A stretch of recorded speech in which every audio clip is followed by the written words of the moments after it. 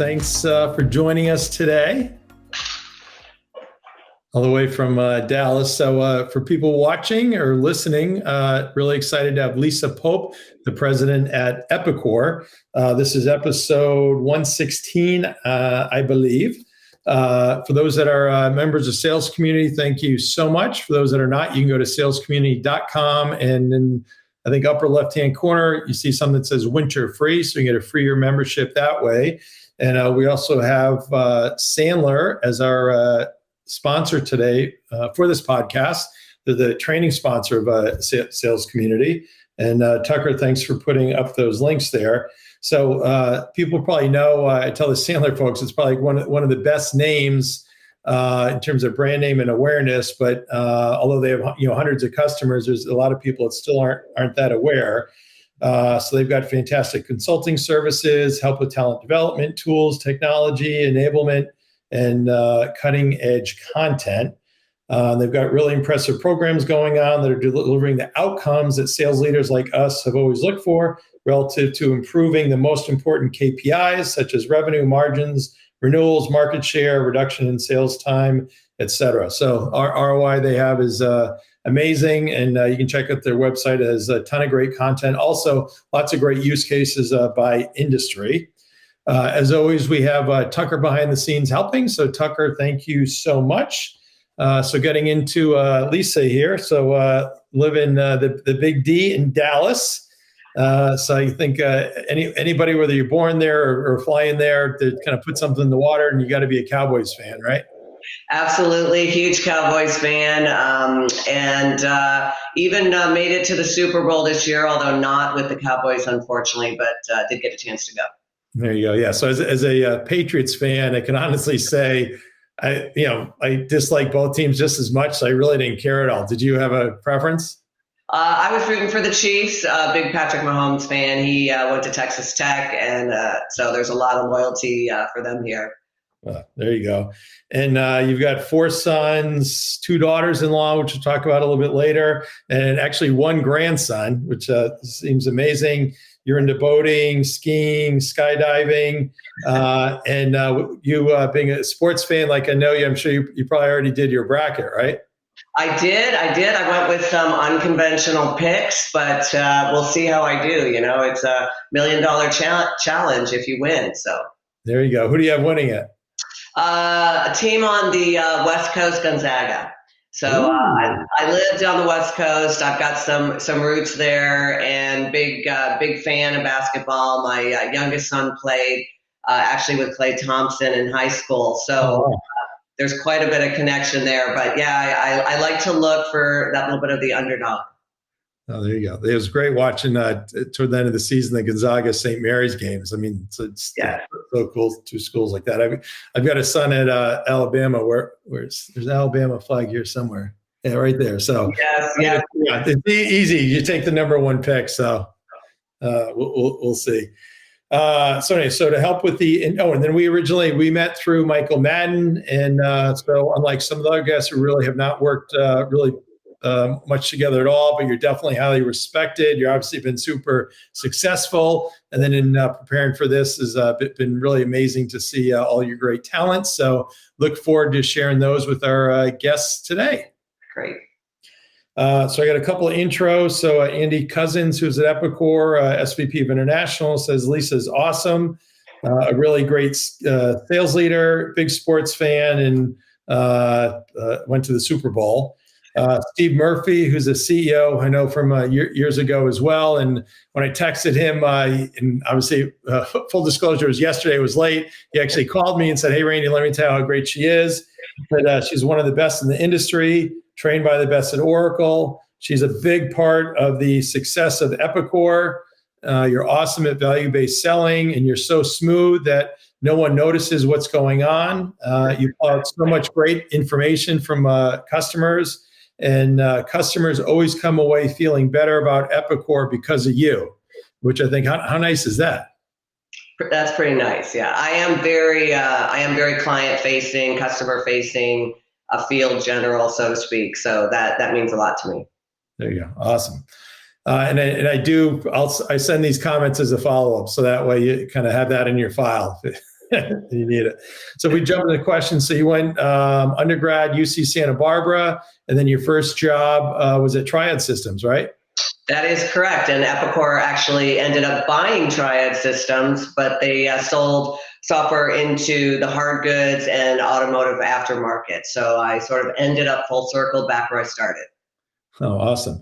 And then maybe take us through your career from there, NCR through Epicor.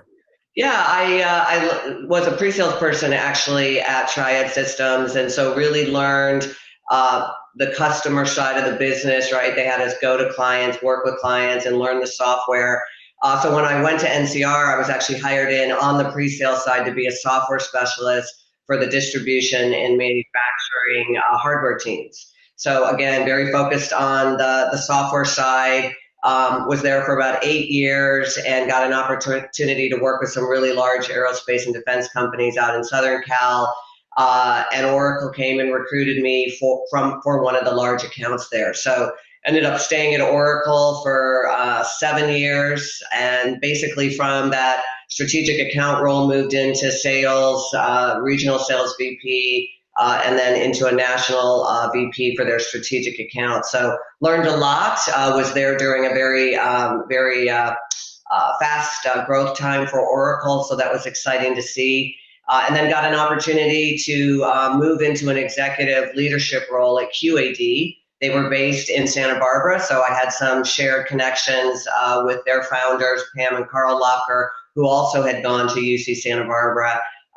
And oddly enough, so did Jeff Henley, who was the CFO at the time of Oracle. So there was quite a Santa Barbara software group going there. But great opportunity there. Learned a lot about global business, very focused on manufacturing and automotive.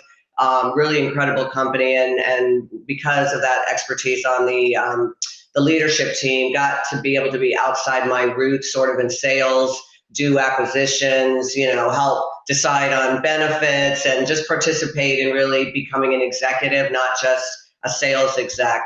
And then Infor recruited me away to run their global cloud business, and really help their customers make that decision to move to the cloud.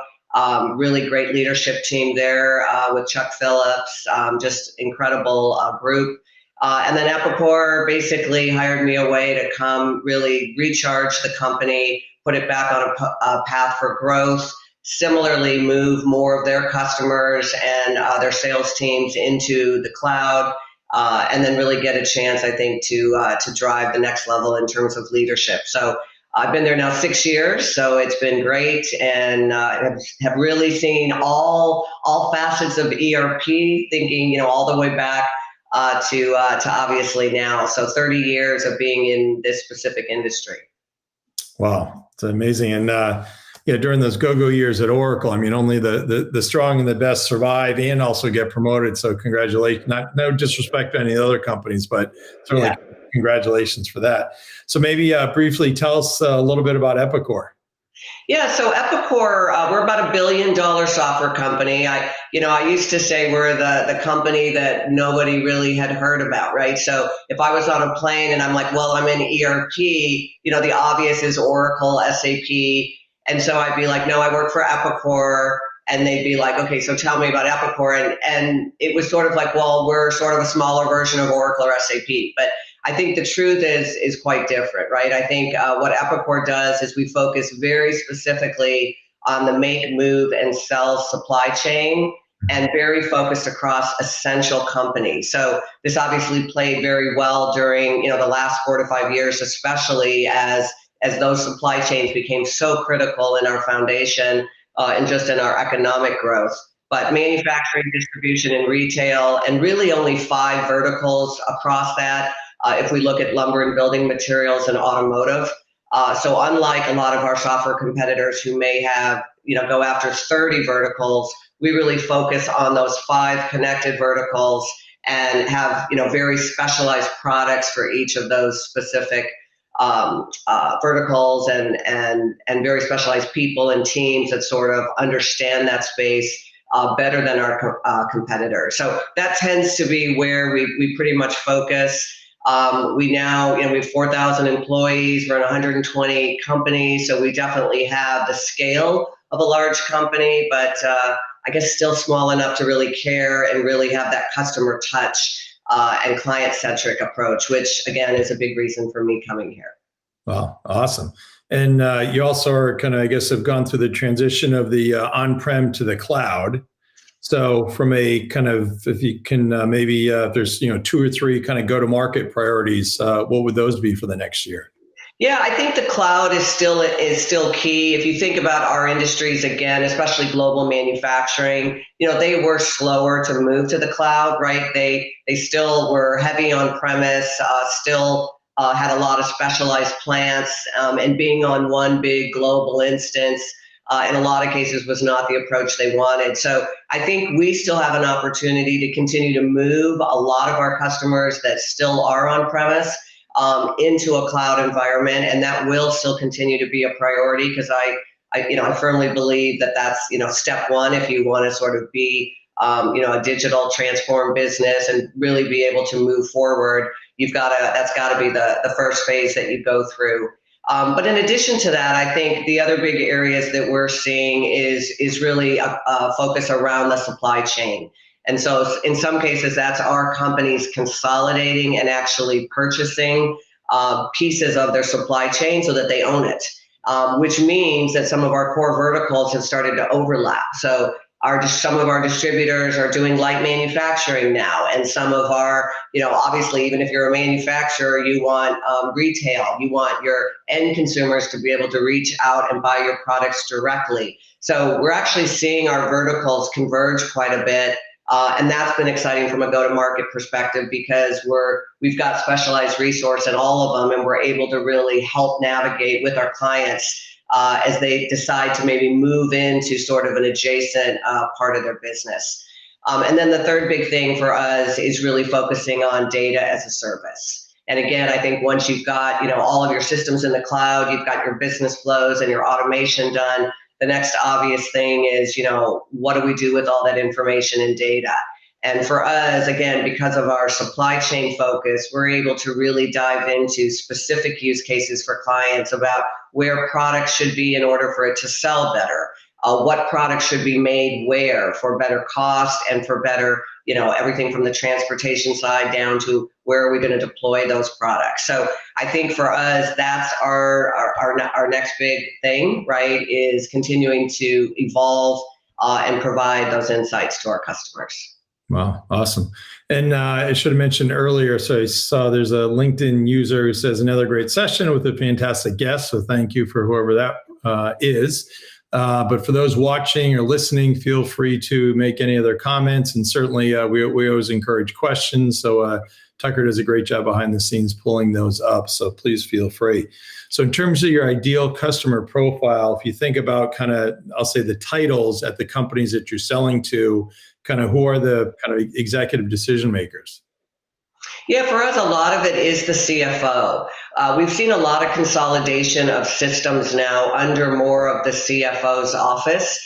I think for a couple of reasons. One, when people started to consider going to the cloud, there were a lot of questions around just the costs associated with that, the TCO involved with that, and we saw the CFO's office being more engaged and involved in that decision.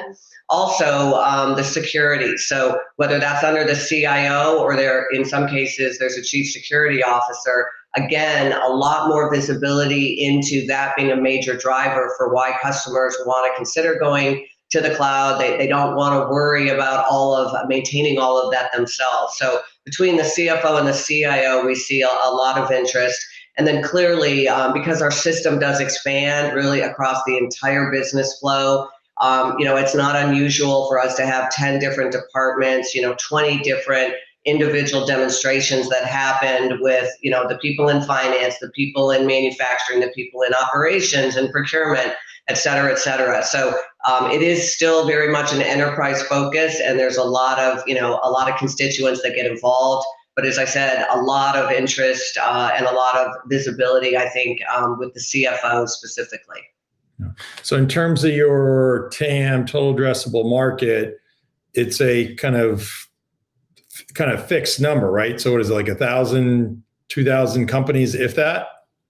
No, I mean, when we look at our total addressable market, we basically focus on everything from SMB up to enterprise. So we literally can start at a small ACE store that's owned by the founder, that has, basically, 10 employees and the wife's doing the accounting, all the way up to, ACE headquarters or the larger companies that run our products in the lumber and building materials space. So we do sell into billion-dollar enterprises as well.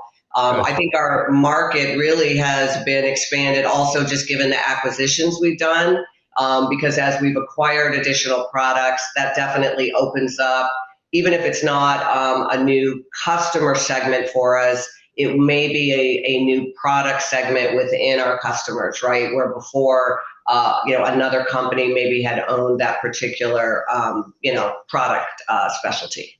Gotcha. And that kind of dovetails into Ryan Ressert's second question.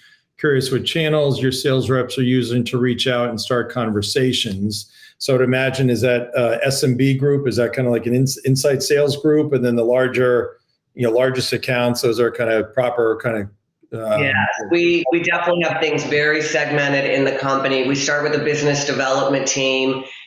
We hire them traditionally right out of school, a lot of training, including on-site training where they go to Epicor customers and see what's happening. And they're co-located with our sales teams. We find that immersion to be really important. So those BDRs are the ones that are doing most of the initial outreach, the conversations, both inbound and outbound. And then from there, those people then move up through the chain. So from there, they'll typically go into being a customer account manager in the smaller segments. As they get experience there, they may go into mid-market or enterprise customer sales, or they may decide that they want to actually move into more the net new side of selling. But we find that business development team, a lot of the core skills around prospecting, answering questions, and that side of it have really helped. And I'm proud to say that I now have a few vice presidents that work for me that directly came up through our BDR team. So we do a good job not just recruiting them, retaining them, and really developing them for the next level. Wow, that's great. So then I would imagine the kind of the SMB further down in the pyramid, a lot of that is pure raw cold calling. Yeah, definitely. Although we do get a lot of reference sales from, small associations. So we're big because we are so industry focused, working with local industry associations. And so they'll hear about us from someone else there, and they may just reach out and say, hey, we're interested in this. But yeah, we do quite a bit of cold calling, a lot of webinars, to get interest. And then obviously at the larger level, the big areas for us that have really helped is around selection consultants, which, we've really catered to in the last 2 years and seen a tremendous increase of leads and opportunities through those influencers, and also through private equity. So we've seen a lot of proliferation of private equity in all of our core verticals. And so getting to know those private equity companies, understanding how they buy, which is very different than, say, other companies. They basically want to get implemented very quickly, get a quick return, and then they may be looking at selling that company in 3 years. So they're not going to take a traditional, let's take 7 months to decide who we're going to buy, and then take 1.5 years to put the system in. So we've really changed our selling process in terms of how we go after those companies and the private equity entities at the top of that chain.